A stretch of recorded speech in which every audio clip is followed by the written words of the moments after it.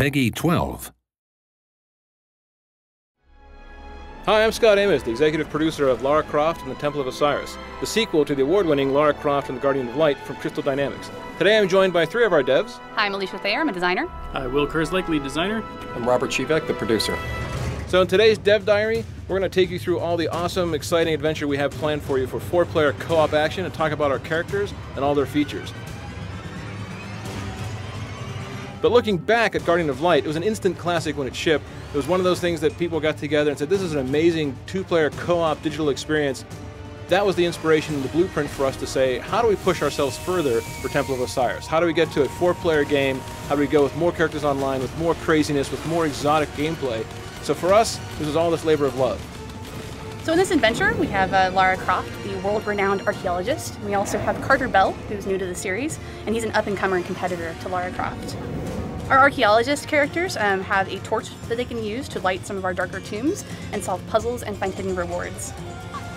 One of the other unique abilities the archaeologists have is the grapple. With this, they can swing over chasms, create rope bridges, and use it to help friends traverse dangerous spaces. Next up, we have Isis and Horus. These are the Egyptian gods that are joining Lara and Carter in this new adventure, and they have their own unique abilities. With the staff, they can affect glyphs in the world, moving objects up and down and interacting with anything that has these special markings. They have a magical shield. It can act as a barrier to provide protection. Shield can also be used as a stepstone, allowing other players access to difficult-to-reach places. It'll also move across the surface of water.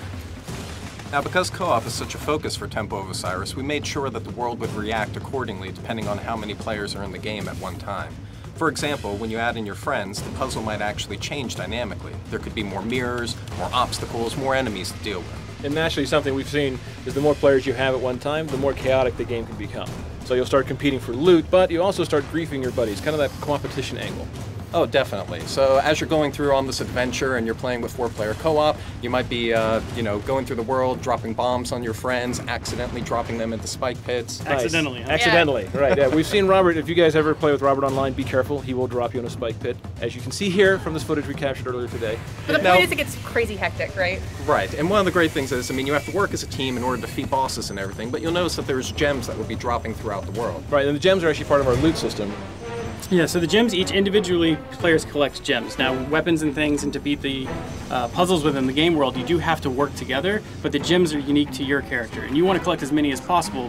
And the cool thing is, when you get to the end of a tomb, there's all these treasure chests that you could open, and you could use them to unlock powerful new rings and amulets, weapons, and costumes for your player. And the chests are different costs based off of the type of loot that you can get from them, so the more gems you have, the cooler loot you get.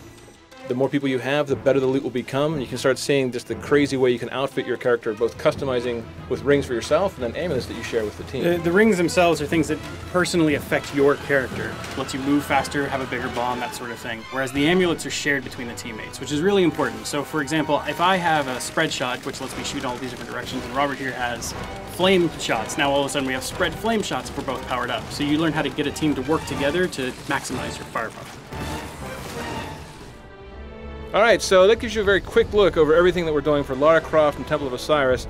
4-player couch online, mix and match, drop in, drop out, and drop your friends into spike pits. From our side, this is all about working together as a team, but also competing together as a team. This is for us one of those labors of love that we come from the Guardian of Light days, looking forward to what we want in Temple of Osiris Day. So we really hope you guys will love playing it as much as we've loved making it. Coming out this year, December 9th for Xbox One, PS4, and PC. Thanks, team. Anything else? Thanks for watching. All right, guys, have a great time. We'll see you online.